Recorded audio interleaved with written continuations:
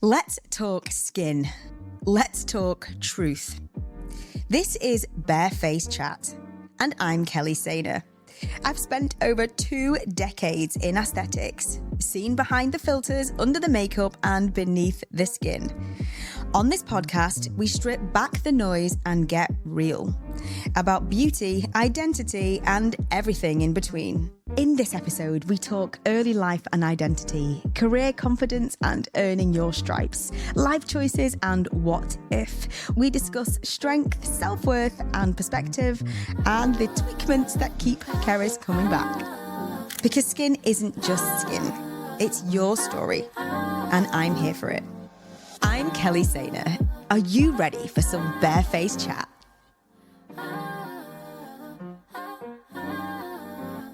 Disclaimer. The views shared in this episode are personal opinion and are not intended as medical advice. Always consult with a qualified professional before making decisions about your skin or health. Right, this is Kerris. Kerris, do you get called Kerris? Yes, all my life. Crease. Crease. Kerris. So do you deliberately say Kerris, don't you? Kerris. When I was younger, it used to bother me, but I don't. It's what it is now, right? Yeah, I just let it ride. Yeah, let it ride. I think that's the best thing. But today's guest is someone that I've known for years. And from the very first time that we met, there was just something that connected us, which we've always said. Yes. We now even go out socially, which is very rare for me and my patients. So we've transcended that, I think. We have. One of those instant connections that we got from the very first meeting. I know it evolved, but I think we did have a spark when we met. And yes. For women, not very many people admit that or recognise it because there's judgment before. And we didn't. And it's testament to you. But you are absolutely the definition of a woman who's lived.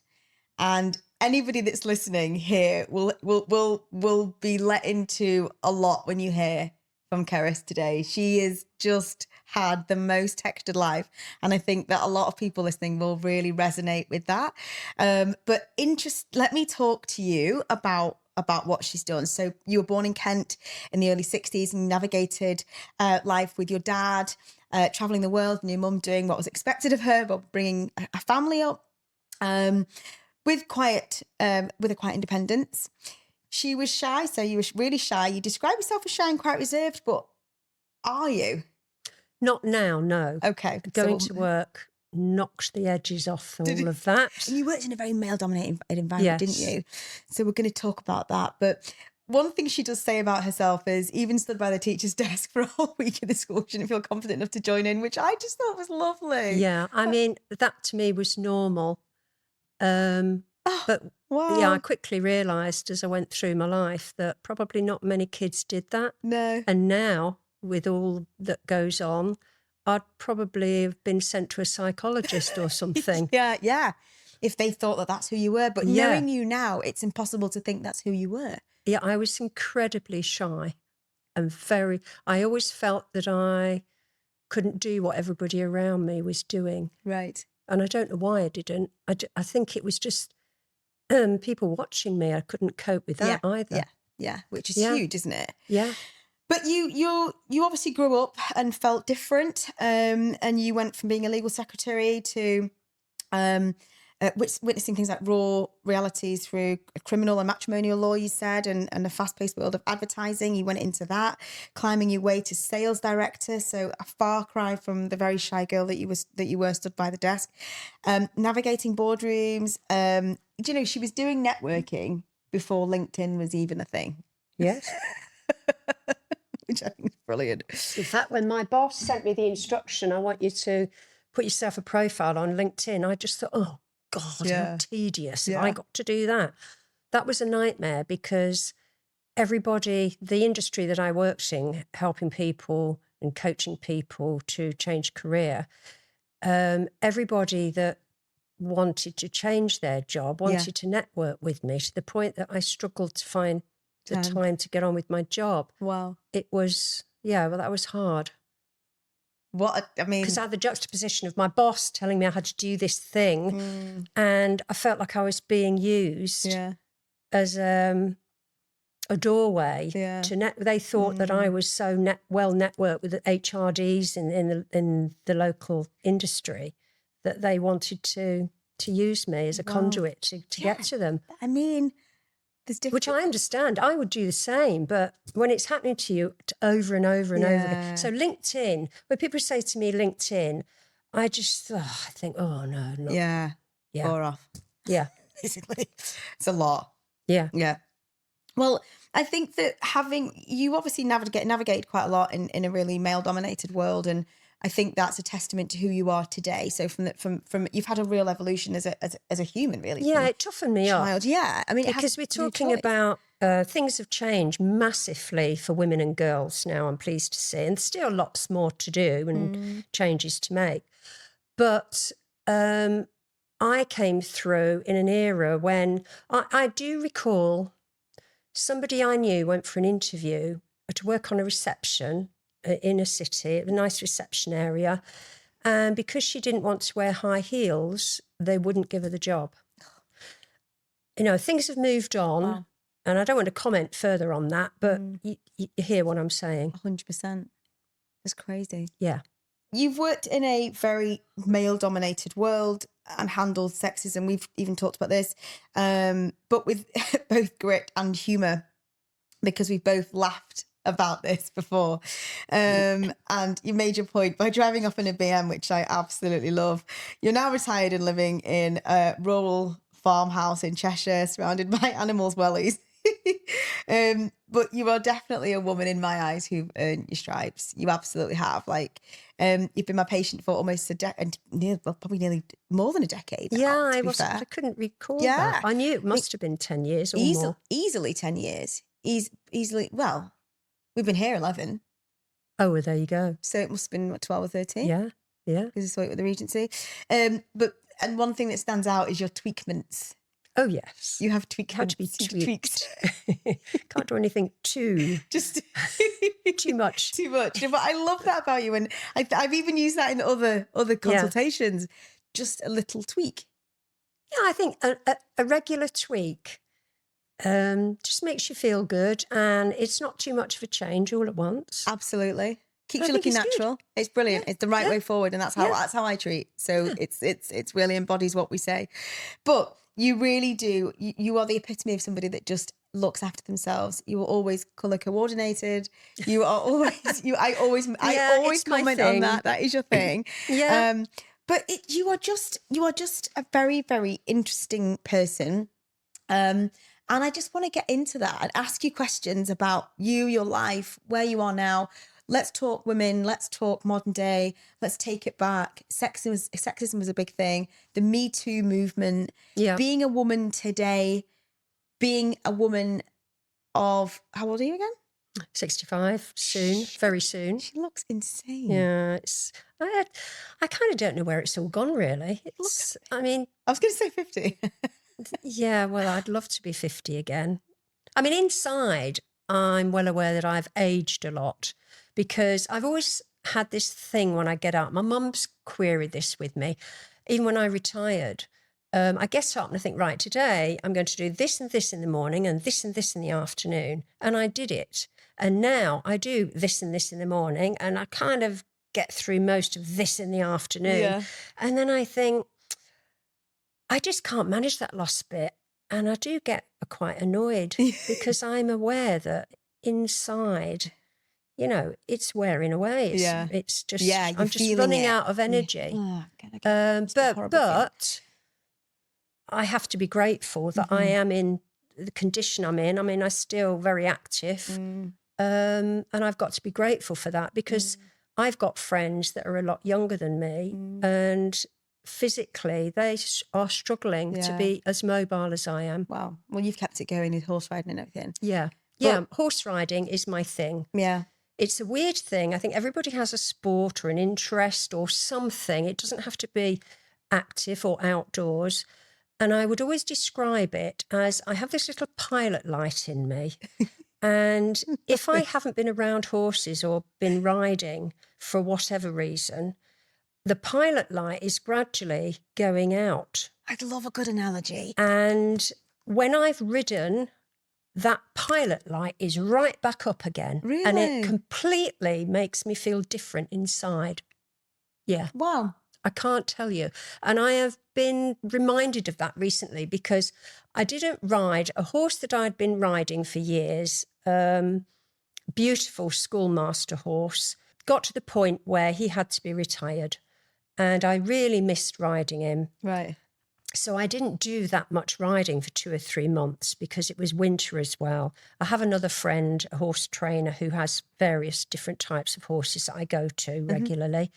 So I started going there just a couple of weeks ago. Oh, did and you? we started it back up again. Oh, cool. And I said to her, my little pilot lights come back up. And she said, I know exactly what you mean. Really? Yeah. Oh, that's cool. And I think anybody that has that in their life are lucky and they thing. find that thing for them. It might really be, nice. But for a lot of people, I'm aware it's golf. Yeah. And that's how that's they the thing. describe That's it. very true, actually. Yeah. Well, if that doesn't introduce her, then, everybody, here is Kerris. Welcome to Barefaced Chat. Thank you for inviting me. Thank you for coming on. I mean, I'm so pleased. I said to you when we first started this, when you come on, you were like, go on then. And you're here.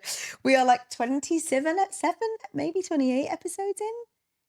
Yeah, we've done a lot. We've heard a lot and listened to a lot, and I feel so super grateful that I get to speak to my favorite people.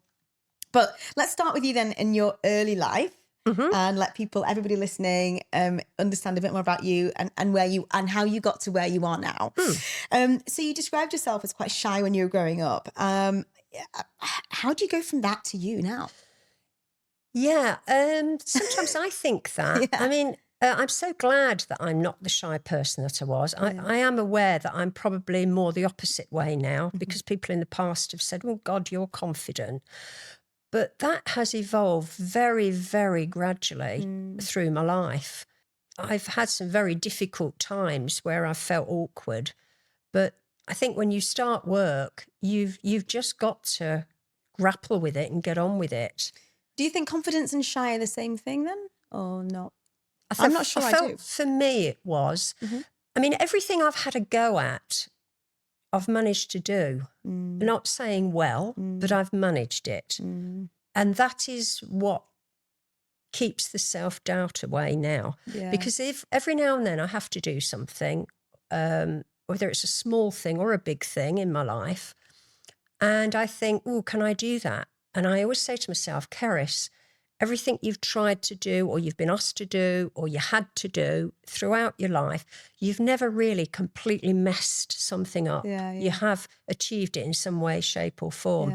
And it's that mantra that I run through in my head that thinks, go on, you go. If they can do it. See, I always had this idea. I used to see people around me and I used to think, they're better than me.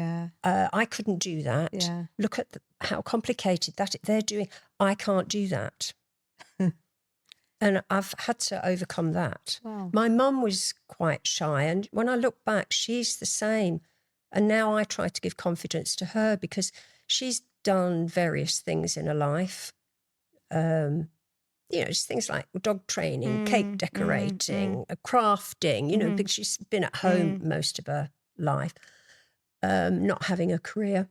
And everything she's had a go at, she's really excelled at. But she can't see it. At all? No. Well, if she does, she certainly doesn't share it. No, doesn't tell you about it. No. So how have you, because I think that, have you grown up sort of giving less shits about stuff? Or has it been sort of, did you recognise that? Because when you are inherently shy. Yes. You can sometimes grow up being inherently shy. Yes. You haven't done that. No, and I can't really tell you why that is. I've always been, even when I was little, I've been told that I was quite determined. That's it. If I wanted to do something, I have been determined. Yeah. So I suppose you could say I've made myself do things that I didn't want to have to do. And I have been persuaded to do. If I've been asked to take on a role or go for promotion, I've never said, oh, well, I'll go for that or I'll apply for that. I think I could do that. it's always been somebody has said to me, why don't you? Okay. I think you'd be good at it. And that's where it started. So I suppose it's people seeing in you that has given you this that boost. Eventually you start to actually absorb it and say that, okay, all these people are saying you could do it and you should do it. Yeah. Why don't you have a go?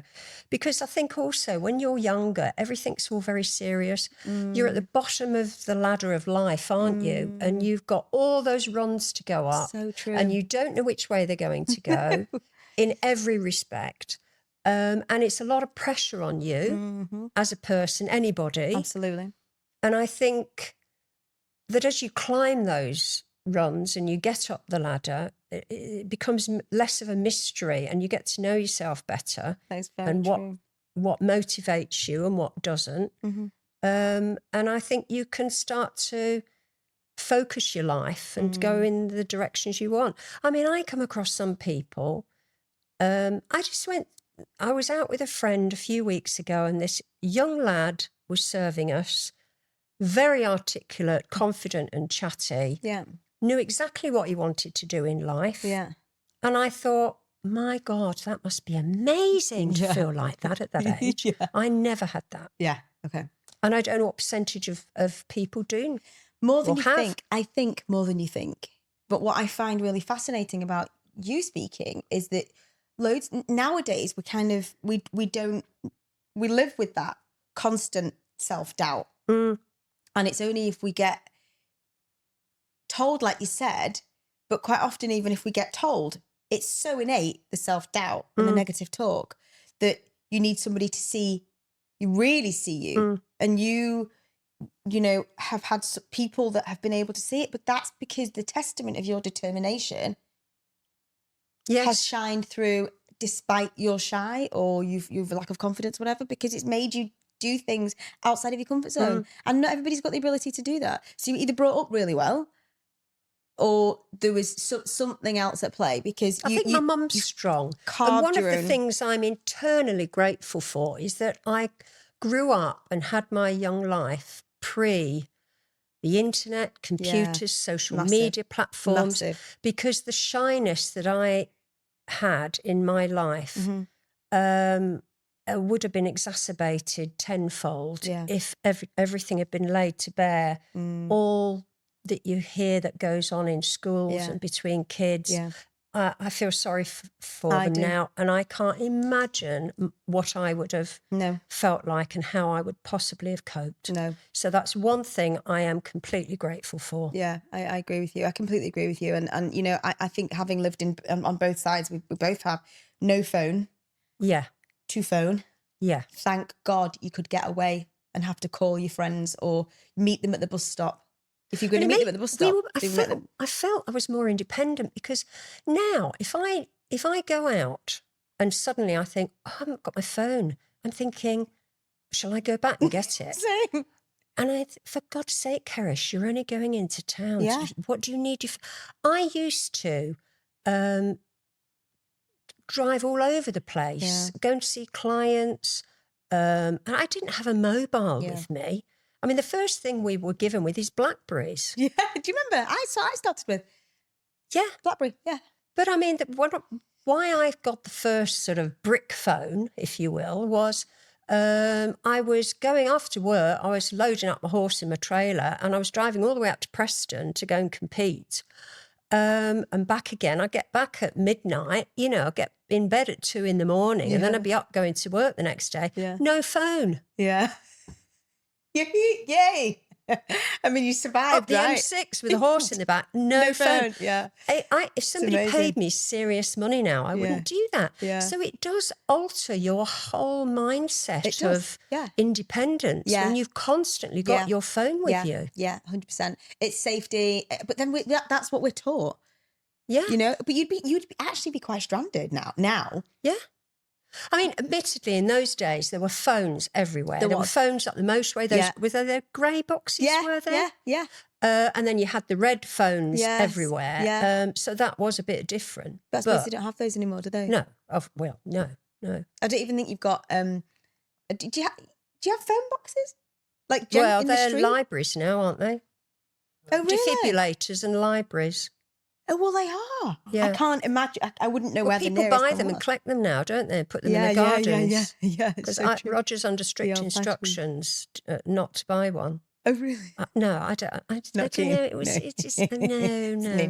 I 100% get that. It's No. like having a cone in the back garden or something. Do you know? It's like, no. Don't get one of those. Don't do it. I mean, that's a really interesting take, but you know, you had a lot of movement in your family, didn't you? Your dad travelled a lot. I think that had got a lot to you. You mentioned your mum before and her independence, and was she a stoic? Was she always like you were always? Well, my mum, poor thing. I mean, when I look back, Dad worked away, and he would work in Lebanon, Iran. This is the 60s, India. And so she was on her own a lot, very, very close to her mum and dad, and they moved to be near. So they were 15-minute walk away, I would imagine, really. And we saw them practically every day. Mm. Then when my grandma was in her early 60s, she went into hospital for a very routine operation. I think it was something like a gallstone. And she had bronchitis and pneumonia. And something went wrong. God. And she died. And my mum was devastated beyond comprehension because she got 2 young kids. I was 5, 6. God. My brother was like 12 months old, something like that. She was absolutely devastated. And I think once she kind of picked herself up from that, I think that made her tough. Yeah. Wow. So she is quite tough, Mum, really. When I look back, I mean, she's followed my dad all over. Yeah. I mean, I mentioned in the notes that I gave you before today that I felt sorry for her because they went to America when I was 28 and that was a big decision. Massive. And they came to us and said, what do you think, guys? And of course, you know, you're not going to say, oh, no stay near us because we like that. You know, I didn't want to be... because they've got their life to lead. They've already made all their sacrifices bringing us up. And I said, no, you must go if you want to go because it's a super job for Dad.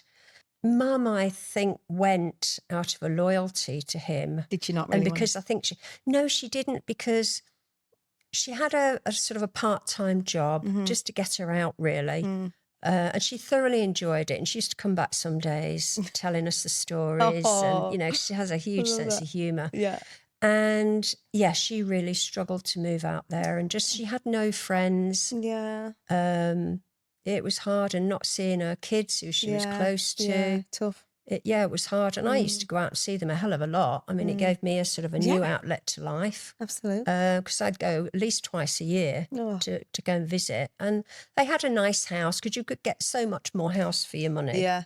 You know, they had a house with a sort of an acre of garden and a swimming pool and that was lovely. And Dad had a really good job and they were lovely days, and again they were pre-internet, pre-online shopping. So the shops over there were amazing, and they sold stuff that they just didn't have here. I love that. And what a novelty to be able to go. I mean, you won't believe me, but this is God's truth. So I used to go out there with a suitcase, and you'd come back with a suitcase, no limit on size or weight. There was no health and safety for the poor guys. An additional suitcase. And an additional box. I used to bring a box full of stuff.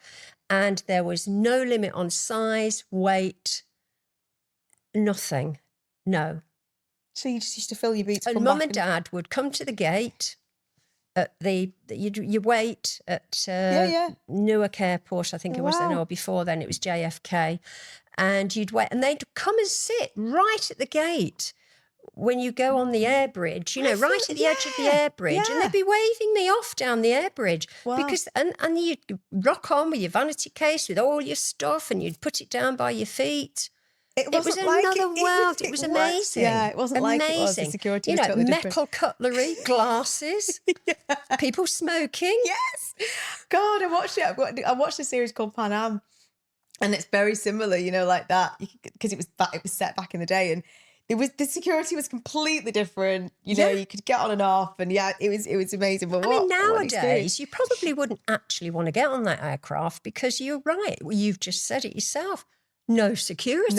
No. But we didn't think about it. Of course, it wasn't like that though. Like the same with smoking. We didn't know the dangers of it really. When they went then, even though that was really exciting, deep down, if you can say it now, were you a bit gutted? Oh, yes. Massively gutted. For 3 months, I felt bereft. Yeah. Yeah, because I had my little house, my first little house I'd bought. Yeah. And Dad, bless him, he used to do a day's work and then he'd come up for about, 3 or 4 weeks. He used to come up every night and we would do the house up.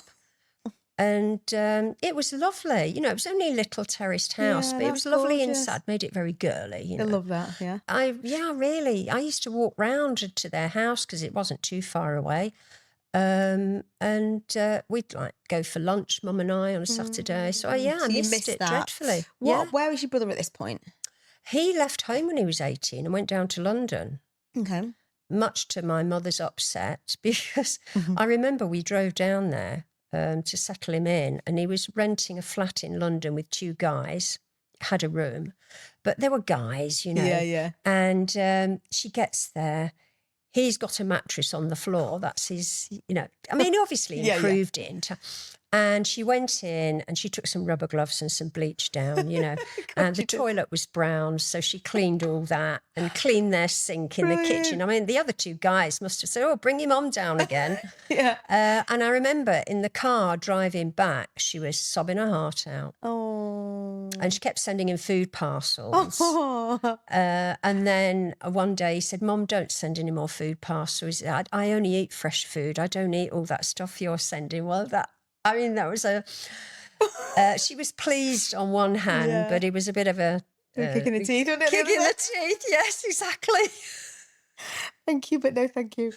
Okay, well, were you close to Rick at that point? Like, did you go down to see him? We've always been close, yeah. In fact, it sounds ridiculous now, but I went down to London to see him because he's done very well in his career. You know, he's always stayed very focused, and so his life improved quite quickly. Yeah. And I remember we were sat on a bench outside the Natural History Museum. Right. He was about 20. Yeah. And we sat there and we said, we're orphans. Jokingly. Yeah. But... I mean, we both hated it, really. Yeah, I bet. Yeah. But they're still there now, aren't they, your mum and dad? Yeah. But, you know, we were just a couple of spoiled brats when I look back, really. Yeah. You know. They were, you were adults, they were living their lives. Yeah. But even still, I think I'd still find that tricky. I think most people would. And at 20, even though you're an adult, 28 and 20, you know, you're still young, aren't you? Oh, when I look back, dead young. I mean, some of the choices and decisions I made when I was in my 20s, I think... You didn't really think that through, did you? The consequences, you didn't really think that through. I think most people would feel the same way. And selfish as well, you know, to other people around you. You know nothing else. You're allowed to be. Yeah. In fact, that's the one time in your life you're probably allowed to be quite self-centered because you're not quite an adult yet. So if you're going to put yourself first at any time, it's probably the time to do it. I keep saying this to Ollie. So you started as a legal secretary and you... were sort of exposed to the reality of that world early on. So I know you moved into the more marketing sales side of things, but what made you pivot from that to sort of marketing sales stuff? Or did that give you the sort of beginning? I really wanted to go to art design college because that's what I loved doing, all things arty. And it was partly my fault. I didn't really research what sort of jobs I could have done. Right, okay. I suppose that's one advantage. If I'd have had the internet, maybe I would have done that, but still, I didn't. And Dad said, oh, you won't make a living out of that. Why don't you learn to type and do shorthand? That'll be a good career for a girl. Oh, my gosh. Right, so, I can't, you know, I did. Yeah. So that's what I did. And I don't know why I joined a legal firm. I was just floating around, not knowing what I wanted to do. The job came up. I took it.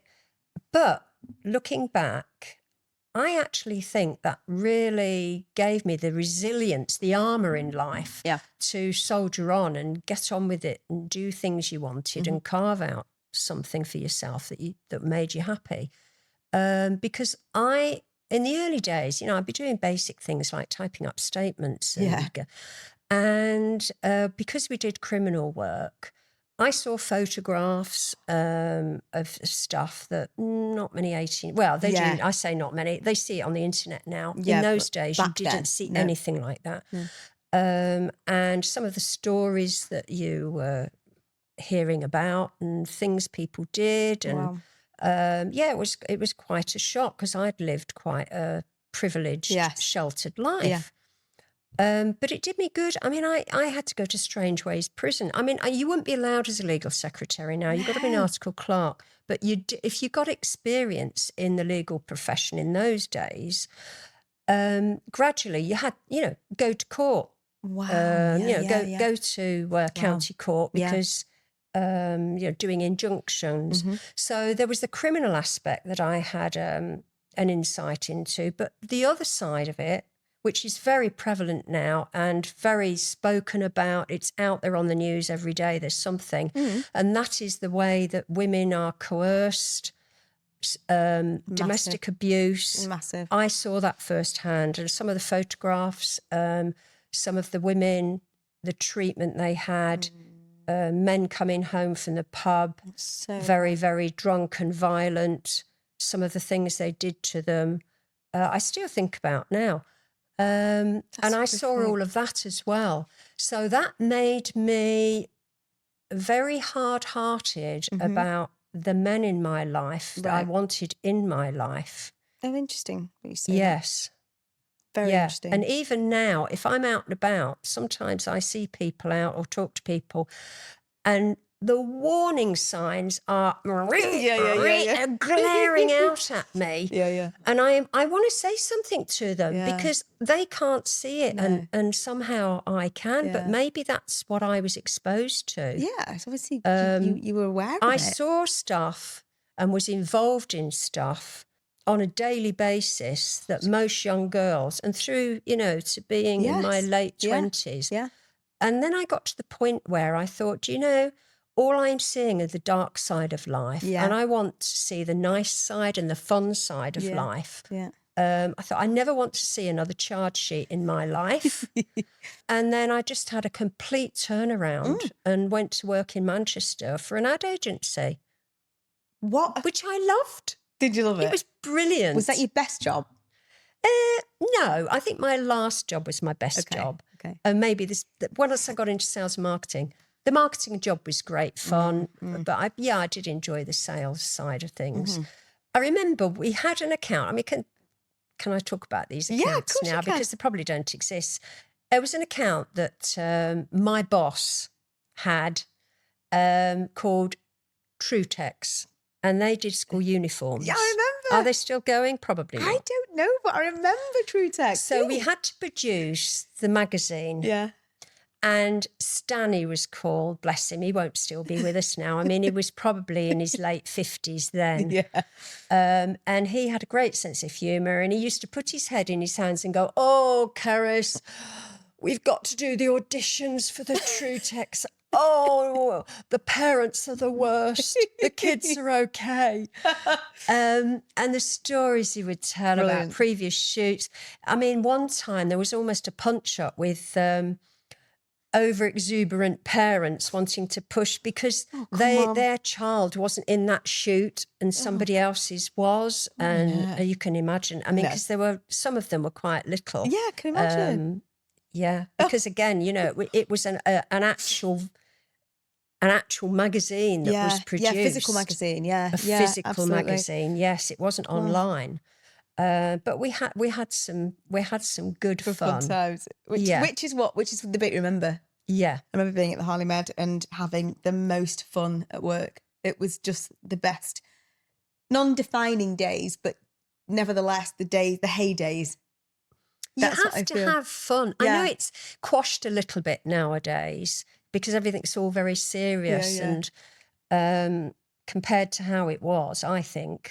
Maybe that's just my view. I get what you're saying. But I still think it's important to have fun. Yeah, I agree. Well, your workplace is the place that you are. Yes. You live and breathe there. You're there more than you're at home quite often. And I think that's very much determined by your overall boss. If they have a propensity to want to sort of loosen the boundaries and let people have a bit of fun, let their hair down, as long as it's responsibly. But then others just won't have that. No. The boundaries are defined and day in, day out, it has to be that way. And that must be tough for people who work in that environment. 100%. When the girls went over to Audley Park, Louise brought in the verbal fasting. Did I tell you about this? No. So the girls were getting quite annoyed because when they used to come upstairs, it was a blah, blah, blah, blah, blah, blah, for like the first half an hour. She was like, okay, guys, we need to just like, we're going to be in a smaller office. We all just need to get on with the work, and then you can have your breaks out there. So you can imagine, can't you, when you're being told to verbal fast, all you want to do is talk. You don't want to stop speaking. So she was trying to get them into a new culture that they would go outside to the breaker rooms to chat, but in the office they would stay quiet. But I'm renowned for being the pranky one and the fun one, even though it's my business, because I think that you are at work more than you are at home. So the fun for me is part of the reason why you come to work. Definitely, yes. And if you're told you can't speak, your eyes start lighting up.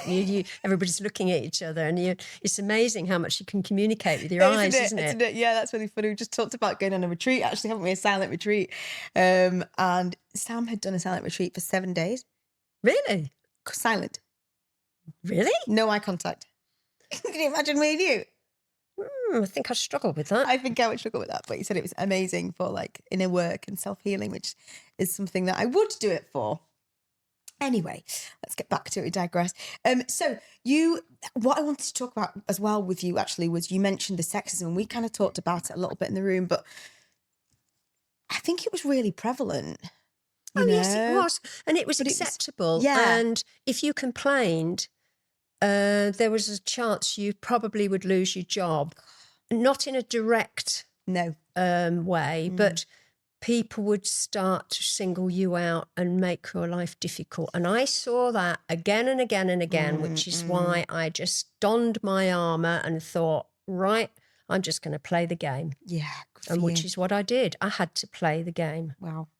Yeah. Wow. Good for you. Did you ever experience any very negative sexism? Oh, or was it just banter? I mean, not just at work. I mean, I had a really nice BMW at one point. This is before I got my company car. Yeah. And I was standing at the forecourt very early one morning, filling up before I went to see my client. I had a really lovely suit on. I was filling up, kind of just thinking about my meeting and what we were going to achieve and blah, blah, blah, blah, blah. And suddenly I was aware of this guy. So, when you feel you're being watched, and I turn around, there's this very just ordinary chap filling up his black Mondeo. Yeah. And he waited till I put the nozzle back in. And then he leans to because we were next to each other on the thing, and he looked at me and looked at my car, and he said, "Rich husband." Well, I was quite taken back. So I looked him, I stood back and I thought, right. So I looked him up and down, and I looked at his car and I said, "No, just a really good job, actually. Probably a lot better than yours looking at that." And I just marched into the petrol station, and his face was a picture. Oh my gosh, I bet it was. And it was just my little victories. Oh, I mean, he probably got in his car and had some very derogatory things to mumble to himself, and maybe he might have mentioned it to the odd mate later that day. But I just felt I had my moment. Good for you. And I had things like I was at work one day and I was just sorting something out at the photocopier because, people didn't have personal secretaries. That had gone. Yeah.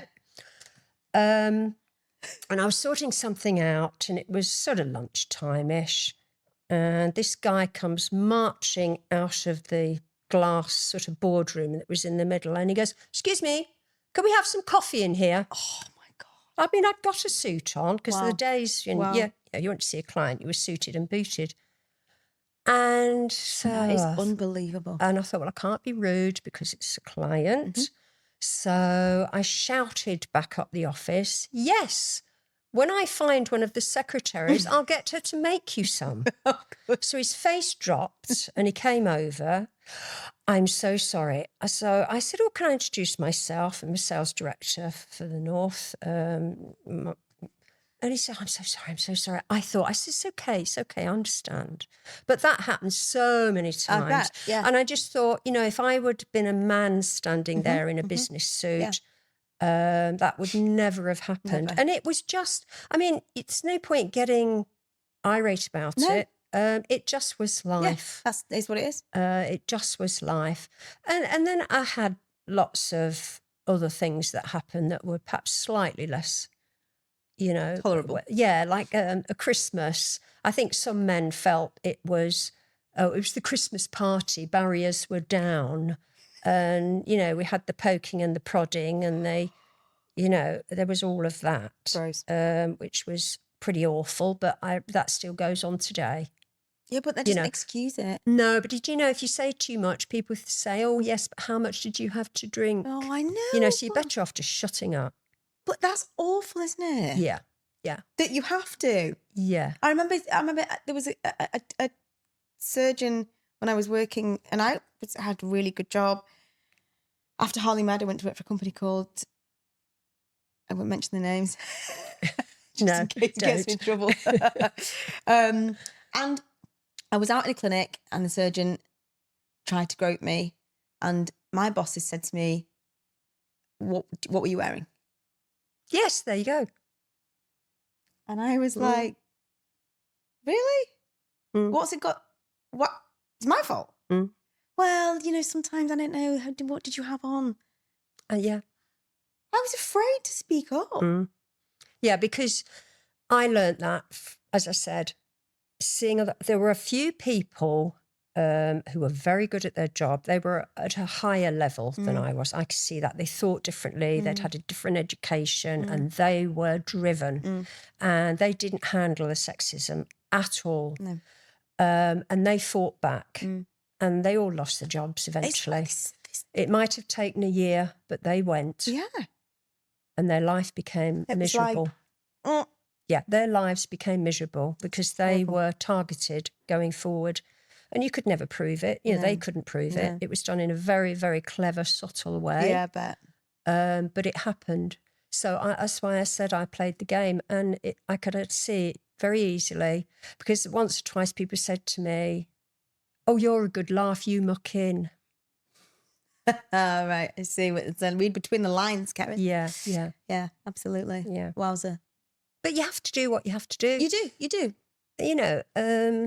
I'm not just saying it's all women. I mean, men are exposed to that and they experience that as well. I'm aware of that. But in those days, it was predominantly women that were on the receiving end of it. No, I agree. And that unfortunately, because where you were and the jobs that you were in were heavily dominated by men. Which is still bad, but it is what it is. But it gave you everything that you are today, I believe. So for anyone that's listening that's been through that and has listened to your story thus far, you've really turned things around by this point in your life. Yes. Your mum and dad, you don't have the support system of your parents right there. You're doing it on your own. Had you met anybody at this point?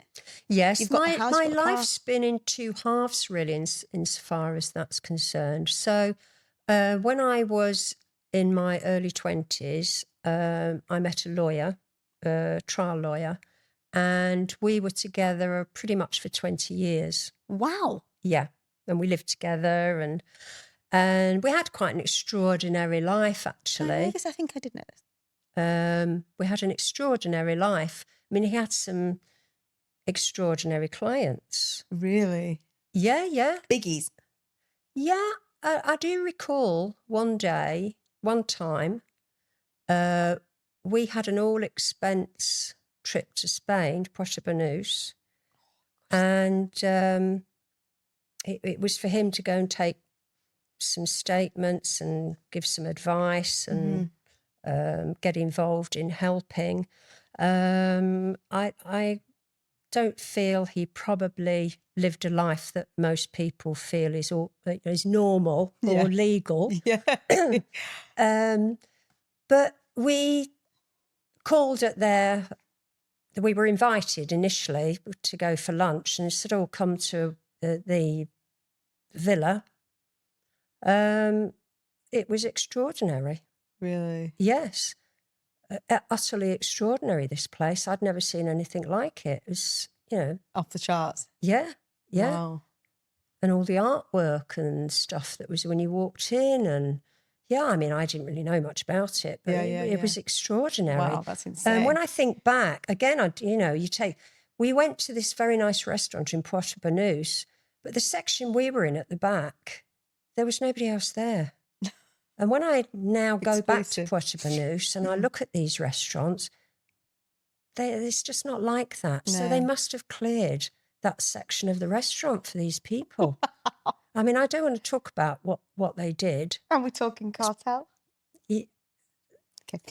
Yeah, but I mean, that was the life I was involved in. Wowza. But it was normal to me. I was going to say, it was just... it was all legal, don't get me wrong. There were clients. How interesting, though. Like, what an amazing kind of opportunity to be involved in that world, exposed, and sit here today to tell the tale. It was remarkable, with fantastic cars and holidays and things. It was remarkable.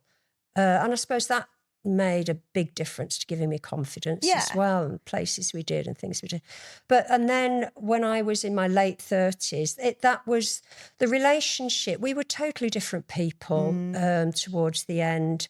And I think we probably stayed together longer than we should have done because it was comfortable.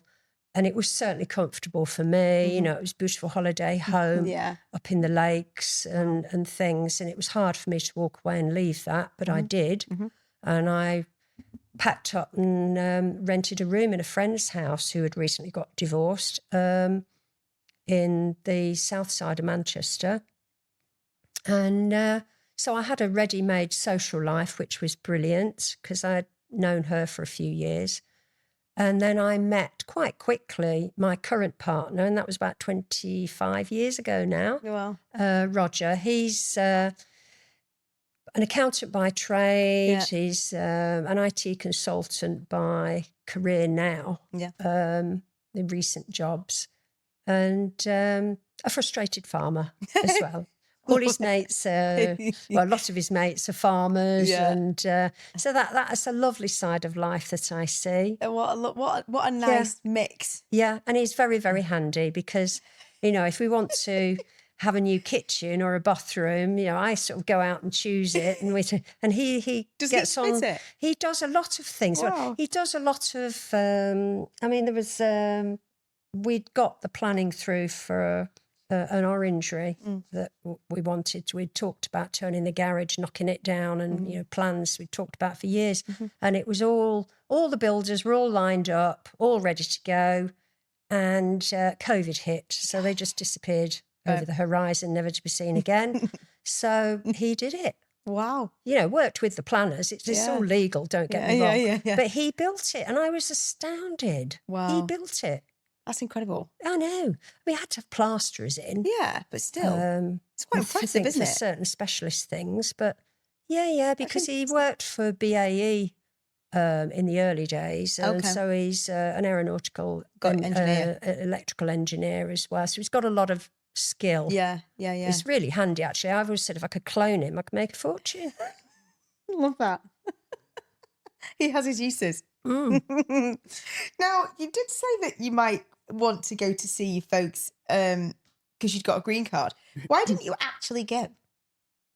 What stopped you from saying, fuck it, I'm going? Yeah, I think promotion. Really? That was the point where I joined this company as a marketing manager, which I loved. It was great fun. And then they had a bit of a restructure, and we got a new boss in. She was amazing, very driven woman. And I'd been on a few sales meetings with her, and she said, "You'd be very good at sales. I'd like you to move over. Okay. And I wasn't sure because you see the insecurity in me then bobbed its head up. And I thought, oh, I don't know if I could do that. I was clients and I'd, all targets. Yeah. Marketing, you've got your budget, you've got your framework, and you just get on with it. Yeah. Whereas sales, you go for a sales meeting and you'd walk back through the office and you'd come in and the secretaries would say, oh, did you get any business? Because their jobs depend on it. Absolutely. Then you walk down the corridor and the consultants who usually work for themselves, a lot of them, and subcontracted to us, they would come and see you, knock on your door. That's some pressure. Did you, how did you get on? Any sign of any business? God, how awkward. The weight of it, because everybody's dependent on you. Yeah. And I saw that, but she talked me into it. She was, as I say, a very driven, capable person. Right. You obviously did a great job. And, well, you see, you just think that what you're doing is what you're doing, and you don't. I don't know. In those days, I didn't stop to measure myself against other people. No, I just did my best job. Absolutely. I suppose there was a little bit of me inside that always felt, oh, was that good enough? But I remember if I had some really big presentations to do, I used to take calms the night before and in the morning just to keep it all calm. And I didn't find it easy. No, but I think that's normal. That's everybody. So that's the point where I was promoted. They said, oh, you can choose your car. You can have a new car. You don't have to run your car anymore. Yeah. So I chose this nice BMW. I chose the colour. It arrived on the transporter and they said, oh, your transporter's downstairs. I went rushing down. They took it off, and I came down and there was my shiny new car. And I thought, I can't leave all this. I don't blame you. So I didn't go. And it was yours, wasn't it? Yeah. Do you know what I mean? My dad was a little disappointed at the time because he built the wardrobes for me in the spare room. I remember that. Mum kept going on about, your father's built your wardrobes. Oh. Yeah. Oh. But it was that was their thing. And they came to you and said, shall we? And you said no. And that was your thing. And do you have any regrets? Not regrets, no. But sometimes, it's funny, isn't it? You go through your life and you turn left. If you'd have turned right, sliding what would you have done? Moment. Yeah. Sliding doors, exactly. And I do think, if I'd have gone, where would I be now? Would I have stayed out there? Would I have met somebody? Would we have married? Would I have had a family? Yeah. Because I was very, I suppose, one thing about me that I know is a bit odd is that I have never, ever, ever wanted children. That maternal instinct that women have in them, I don't have. And I don't know why. I've not deliberately chased it out of me. I can honestly say there isn't one day that I've woken up in my entire life and thought I wanted children. I don't blame you. And when I hit my late 30s and early 40s, I thought I'd go through a bit of a trauma. Yeah. This is your chance, Kerris. If you don't do it now, I just never wanted them. And that's fair. But some people look at you like you're a Martian. That is very true. But I do say to people, because if I meet somebody, it's your party or you're just chatting or networking, you're very quickly asked, perhaps not so much now, but maybe 10 or 15 years ago, do you have children? Yeah. I always say, no, I didn't want any, because I don't want to put a woman in a position where I say no and then she thinks, oh, God, I've really put my foot in it. And visualising all the trying. Absolutely. And then somebody in front of you that's got children is saying, oh, did you have any?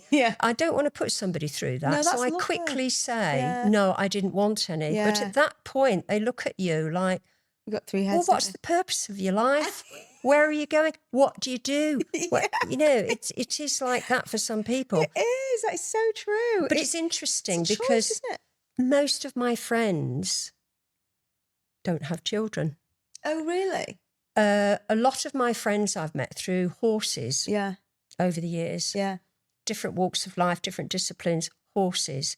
And it's amazing how many horsey women don't have kids. Wow. I think partly because you can't afford both. Yeah, if you're going to get a horse. Do you know, that's really weird because I can imagine now, actually. A lot of my horse lover friends don't have children. Really? Yeah. Oh, there you go then. Not just me. No. Yeah. There's a few that do, but yeah. Because I moved at one point to a livery yard over in Oxford Way. It was a beautiful yard, and it was full of women like me, my similar age, similar jobs, with our horses, and only one of them had children. Wow, it's a big thing.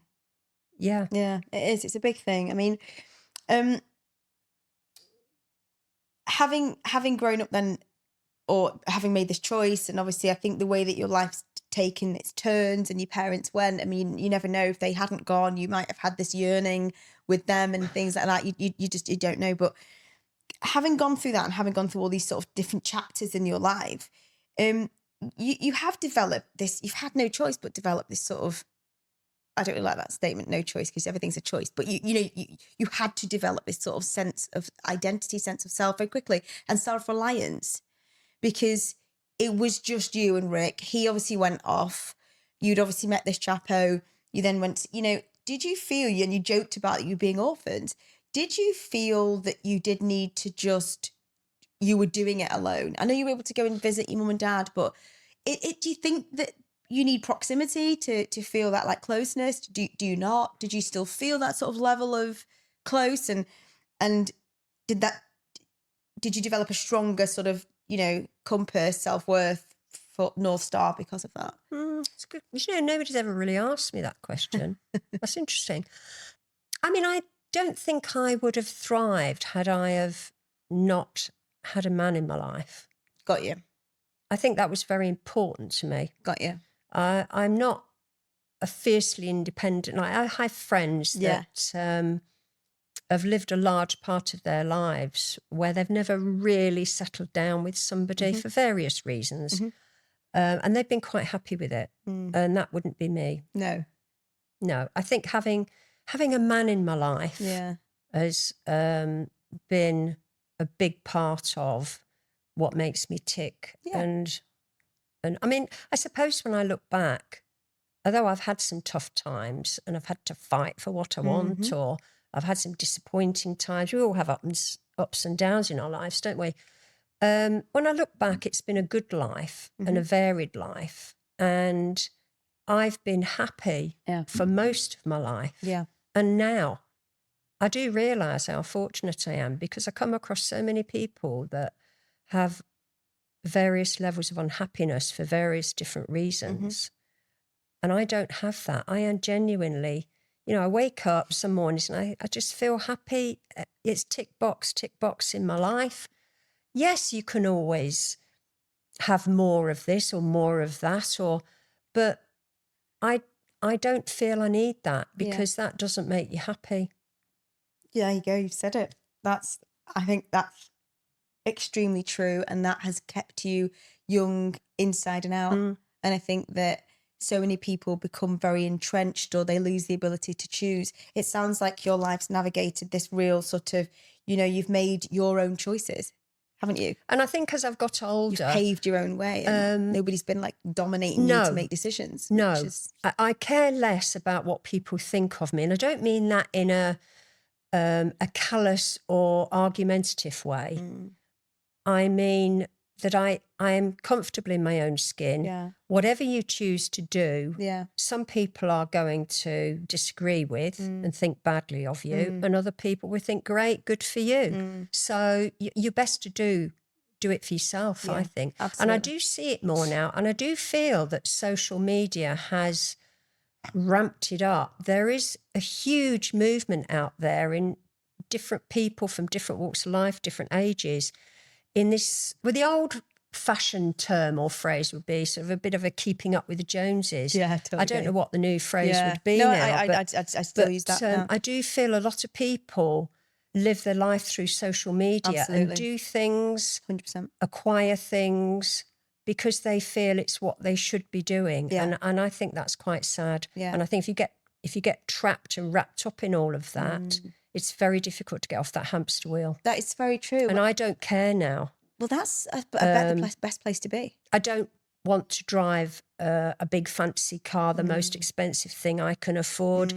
I'm happy not having a flash car. I'd rather spend my money on, say, horses or going out and having more money to spend, to have the freedom and drive a more modest car. Whereas lots of people would not choose that. I know that's probably a very basic example, but that's just one that springs to mind as we're chatting here now. Well, I think that's a really like insightful view, and I think that's what lots of you've never had to sort of use anything or replace anything to validate yourself or to make yourself feel good. Lots of people like are driven to wanting to feel good by either addiction or by serial dating or by whatever it might be, keeping themselves validated, the best job or the best or competing. It doesn't sound like your lives, you've never had to do that. No. And I think having children's probably been allowed you to, not having children allowed you to do that. And with that, can I just say, if you are listening, Kerris looks incredible. She doesn't look anywhere near her age. If you're watching, you'll know exactly what I mean, because you'll see her. She looks unbelievable. But with that, you look like you feel and like you represent. Like, well, that's good to know. You do. You're like everything that you are, polished, you're funny, you're relaxed, you go with the flow. You might not have been before, but now you've got to an age where you a bit more live and let live, and you don't have to keep up with the Joneses like so, which I love. I think that's the holy grail of most people. They're trying to get to that. And when you're your 20s, 30s, 40s, all these things change. I was 46 on Monday or last Monday. And Happy birthday for last Monday. Thank you, darling. But like the acquiesce comes in, that like, I'm not bothered anymore. With each birthday comes. Well, do you not feel that as you progress through age, you're very visual because you are the future. True. When you're a young person, everybody wants a bit of you in some way, shape or form. Yeah. And as you go through life, you can't become more and more invisible. Yes. And that's probably a bit of a blunt tool to describe it. But I feel, now I can walk around now and I feel much more invisible. People aren't looking at me. And I love that. Yeah. I can imagine. I do. Yeah. Totally get that. Totally get it. And I've heard, you're not the first person to have said it to me. Really? No. I think it's a very common feeling for lots of women as they get older, because I think from social media to fashion adverts to magazines, the representation is the age group of 20s and 30s. Yes. Having fun on a beach, on a flight, this is who represents the world. Yes, it's funny, do you know? Weird. Only a few years ago, the penny dropped and I thought, when you're young, you see pictures, you're represented all the time around you. Absolutely. And suddenly I thought, I'm not in that group anymore. But there isn't anybody my age being represented out 100%. there. Unless it's, for something that's clearly your age group. Absolutely. And then I only thought about that a few years ago. It's funny you say that now, isn't it? Yeah. Synchronicity. Yes. But so in terms of that then, because we are not being represented, or we are now out of that sort of represented. No, I am. You're not there yet. I don't know. Even though I don't think I look my age all the time. I mean, I feel like our body says, but I'm realizing I'm 46 now. So that is not just 25 anymore. Yeah, but Kelly, you do look about, I don't know what, 30. And thank you. You do look incredibly young for your age. I do look young for my age. You must know you do. I do know that I look young, but I don't. That's not what my eyes see. And to a degree, I've just thought that might have gone against you in your career, because I remember the first time you popped out at the Spire, I remember thinking, oh, bloody hell, she looks young. I hope she's qualified. I used to get that all the time. Yeah, well, there you go. So I used to just have to fight to say. But I think that all the time now. Rog says to me, a doctor or a dentist or somebody on TV and I say, he just looks like he's come out of school. And Roger will say, Kerris, he's in his 30s. Yeah. He's just you. Yeah. Well, even now though, if the teachers at school, I'm like, she looks about 12. Is she teaching my son? Wow. They look really young. So, I totally get that. Do you think that you started having treatment for you? Did you do it for other people? Did you do what was that for? Well, I think when I very first had a bit of a tweak, I was 50. And I think that's a bit of a milestone for women. Massive. And I kept looking at photos when we were on holiday or whatever, just snaps and things. And all I could see were these hideous frown. And you're laughing because you remember them. I had the strongest frown muscles here. And when I was a kid, people used to make comments about my frowning. So I must have always had these strong muscles. I just thought I need to get rid of those because it was becoming more prevalent. Absolutely. For people to have accessible, that's the word. Yes. It was much more accessible to have things done. And so I started having tweaks. Love it. Absolutely love it. Do you think you'll always have tweaks? Good question. I don't know. I might wake up one morning and think, oh, where's the point?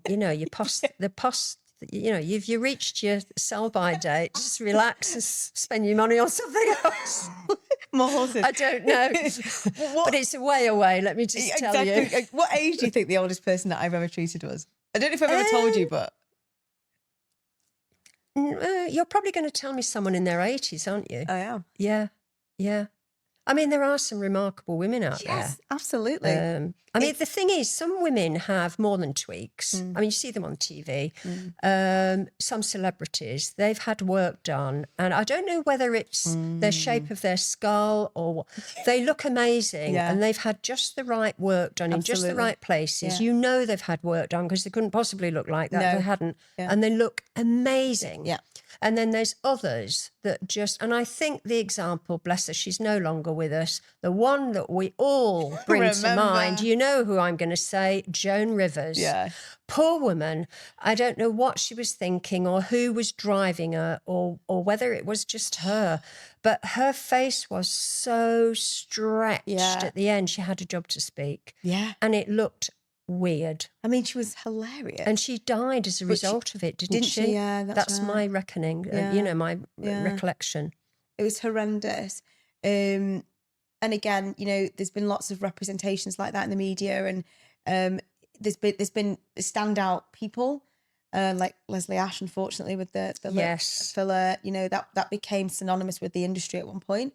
And she was stunning, and she still is, a good-looking girl, but I think having been in the public eye so heavily and then to have been at the forefront of this sort of treatment and have also facing the criticism criticisms that she must have faced. That's right. Because lots of people will have looked at her and thought, why on earth did you need to have anything done? Absolutely. Judgment. Yeah. Immediately. And that's why I like the little tweaks that you talk about, because you've made it your business to have something very, very minimal but still just keep looking great for you. Because when you look in the mirror, you want to look great for you. That's it.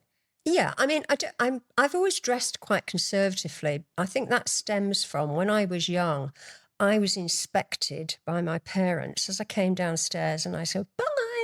No, you come in, we want to see what you're wearing. And they were very strict with me. Wow. Nothing low cut, nothing short. And I think when you've grown up with that, now, to this day, I still don't feel comfortable in low-cut tops and short skirts. Wow. Not that I would wear them now, but I just never wore them. You will never, unless I'm on holiday. Yes. You will never find a photo of me in a short skirt. Yeah. Once I probably hit 30. Yeah, I get you. Which I know now is very, very different. Yeah. Things have changed. Yeah, but still. But it's just how I feel. Of course, I get that. There's a real side of it where if you're going to get your legs out, you keep your boobs in. If you don't get it all out, do you? Because there's a connotation of that. Yes, my mum always said to me, don't put all your wares in the shop window, lovey, she said. You see, keep some back. In the shop window. Good old mum. Good advice there, mum. Well, you know what I think of you. I think you are the most hilarious, balanced, funny, intelligent woman, and I love going out and having a drink and having dinner with you. I think you are great company. And we only have one though, don't we, Kelly? Oh yes. Only one drink. Just That's one. a drink. A Prosecco. Yes. Which we love. Let's make that clear. Exactly. Anybody listening? But I just wanted the world to hear you and hear your story because you are wonderful. Well, thank you for asking me. And I have to say, have you enjoyed it? I'm just so glad that you joined the Spire when you did, because I would never have met you. I mean, obviously, when I started having treatment, you go to where you think is safe. Yeah. And that's why I went to the Spire, because I thought nobody is going to work at the Spire that doesn't know what they're doing. Not good. And when you said you were branching out, and it was so close to where I live, I just thought, wow, heaven sent. Amazing. And I do feel totally relaxed when I come to you for treatment now, because we've built up such a trust, and I know that you only do and recommend things that are right for me and my mindset. Yeah. I feel totally comfortable. Even if you've got a new product, you say, we've got this. I feel comfortable because of that trust. Oh, I'm so And I pleased. am well aware that there's lots of people in your business that A, don't have the experience, and B, the honesty to say, don't have that, have this. I'm so pleased. And I think a lot of people that you look after here will feel the same. Oh, I'm so pleased that you said that. And this, I can't wait to tell you about some exciting news about being able to shape the future of aesthetics. I'll tell you when we've finished recording, because I don't know when it's going to go out live, but I can't wait to tell you, because I think you'll be as chuffed as I am about it. Oh, good. I can tell by your face, actually. Thank you so much for coming on. Well, thank you so much for asking me. I hope you've and as enjoyed you said before we started, it's just a flowy chat, isn't it? It's just easier than you think. Yeah, and the time's whizzed. Yeah, so thank you. Thank you for coming on. Again, I always tell people that we need a part 2, 100%. We always do need a part 2, because we've got so much to unpack, so much to say. I couldn't live that life again, Kelly. Sorry, I can't go through that again. Well, you said you got loads to talk about, so I'm sure there's more in the backpack. But thank you for coming on. Thank you. And we'll keep the dialogue going in the clinic room. Thank you so much. Thanks, Kerris, everybody. Woo! That's it for today's Barefaced Chat. Thank you so much for listening. If you've loved this conversation, make sure you follow, rate, and share. It really helps more people find us and join the conversation. I'll be back next week with another honest, unfiltered chat. Because skin isn't just skin. It's your story, and I'm here for it.